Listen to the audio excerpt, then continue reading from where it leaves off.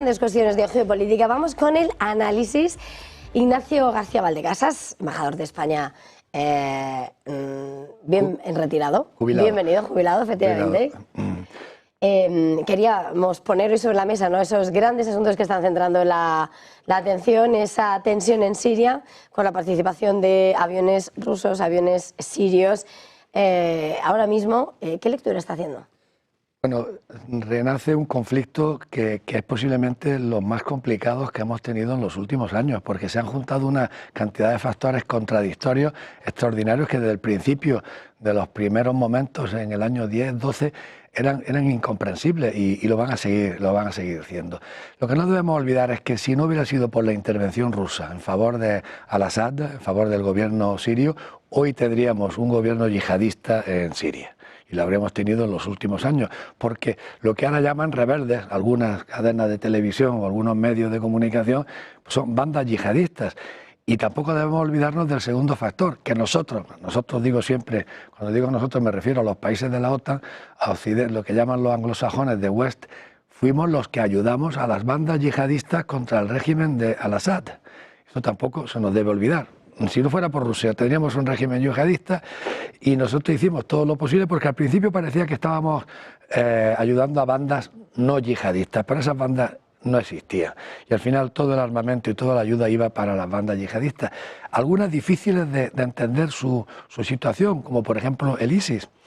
El ISIS ha atacado a todo el mundo, menos a su enemigo más mortal y más cercano, que es Israel, lo cual es una contradicción, porque una banda yihadista, una banda terrorista yihadista que está en el sur de Siria y en el oeste de Irak, pues tenía que atacar los intereses israelíes sobre el terreno, y sin embargo no ha sido así. Es más, ha habido algunos, incluso responsables israelíes, aunque esto no está verificado, eso lo quiero insistir, como el general Eisenkot, que dijeron después de jubilarse, porque claro, todos los que hablan son después de jubilarse, que Israel había estado ayudando a estos rebeldes a través de los altos del Golán. Esta afirmación no está, por mucho que valga de venir de un general israelí, no está verificada.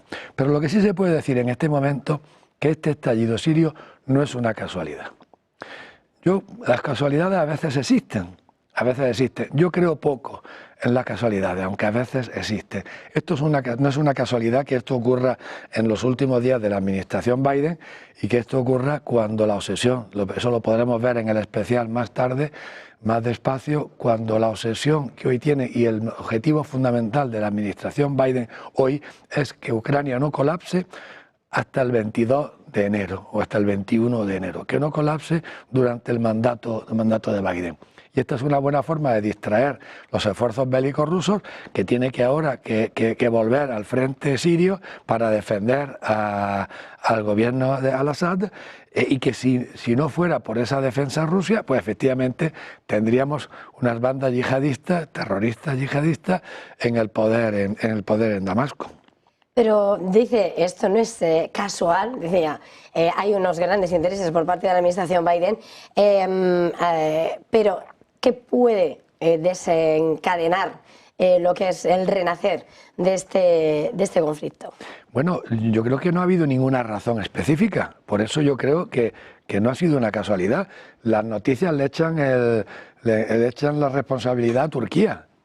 Es muy fácil. Pero es cierto que Turquía ha ayudado en algunos casos a las bandas yihadistas porque por un lado quiere debilitar el régimen de Al-Assad y por otro lado quiere frenar a los kurdos del norte de Siria, lo cual está en una posición también de contradicción. Pero no ha ocurrido nada en Oriente Medio. Lo único, la debilidad de Hezbollah, quizás aprovechar la debilidad de Hezbollah, que era un punto de apoyo fundamental del gobierno de Al-Assad, aprovechar esa debilidad de Hezbollah con la guerra en el Líbano con Israel para hacer un ataque. Pero yo no creo que los, entre comillas, rebeldes sirios, es decir, los yihadistas, los terroristas yihadistas, lo hayan hecho de su propia iniciativa y exclusivamente haciendo ese cálculo. Han tenido que recibir algún tipo de ayuda para poder hacer los ataques que hemos visto, ¿no? Y en este escenario hemos estado hablando, ¿no?, de los intereses que hay más allá, ¿no?, de lo que es ahora mismo ver simplemente el campo de juego, todo lo que puede haber detrás. Y es de alguna manera lo que nos lleva, mirando a los grandes asuntos, también a esa ruptura del acuerdo, la renuncia por parte de Riad, por parte de Arabia Saudí, con Estados Unidos. Sí, eso es una noticia que ha pasado completamente desapercibida, pero creo que es muy importante. Si hagamos un poco de recapitulación. Hace unos meses Arabia Saudí renunció al monopolio de los petrodólares. Es decir, que abrió la posibilidad de que el petróleo se pudiera pagar en dólares o en otras divisas. Parece ser que no ha habido ninguna gran operación en otras divisas, pero el monopolio se rompió, que fue el acuerdo que llegaron entre Arabia Saudí y Estados Unidos en los años 70.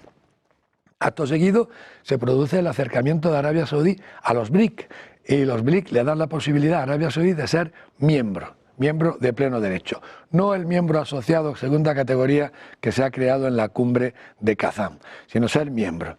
Y en ese momento, cuando ya parece que Arabia Saudí va a ser miembro de los BRIC, lo mismo que Emiratos Árabes, que Egipto, que Etiopía, que Irán, en ese momento se produce lo que llamó Bittner una espantada de Arabia Saudí frente a los BRIC.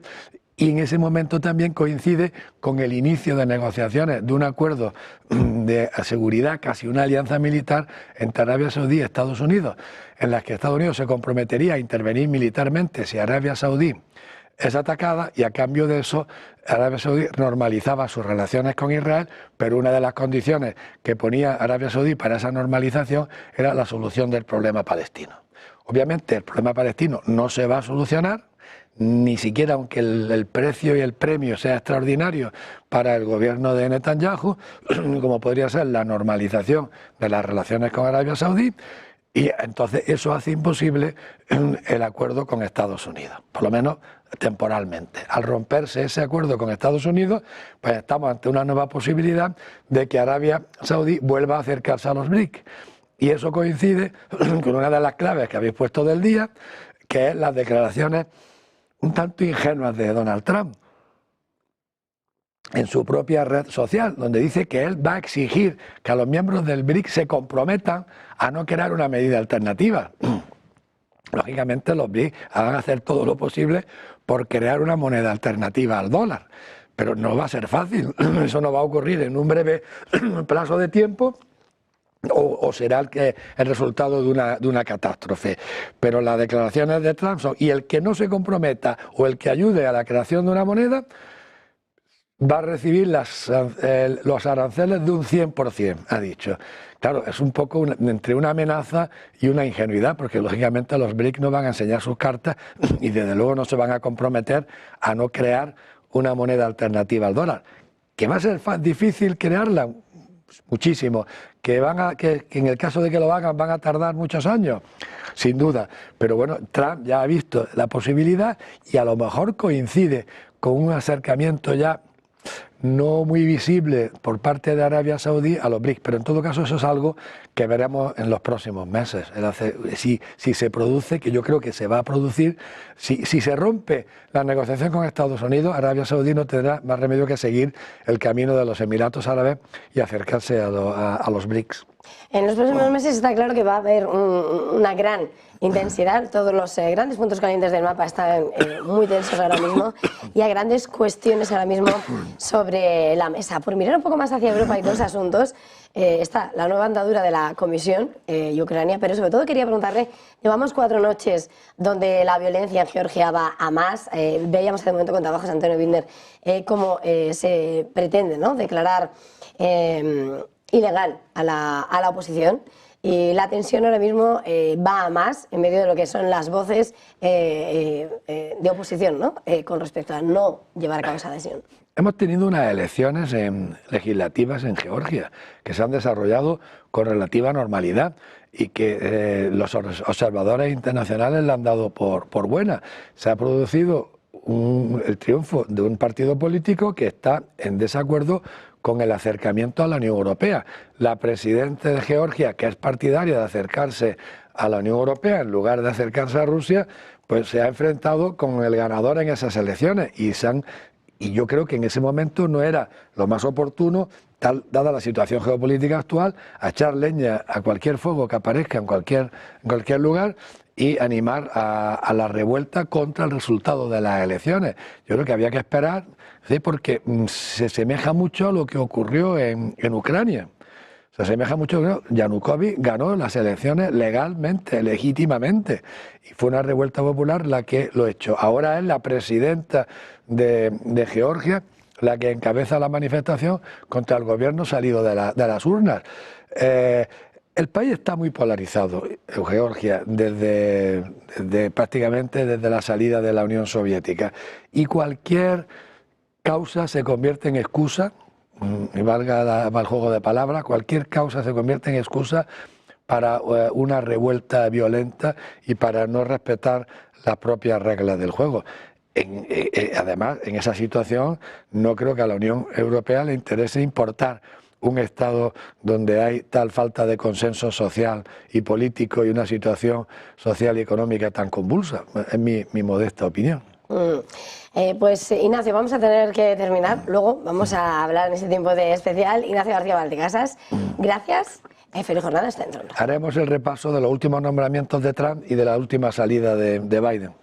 Pues a partir de las 10. Gracias. Gracias, muchas gracias. Y nosotros en este punto seguimos muy pendientes de la agenda internacional.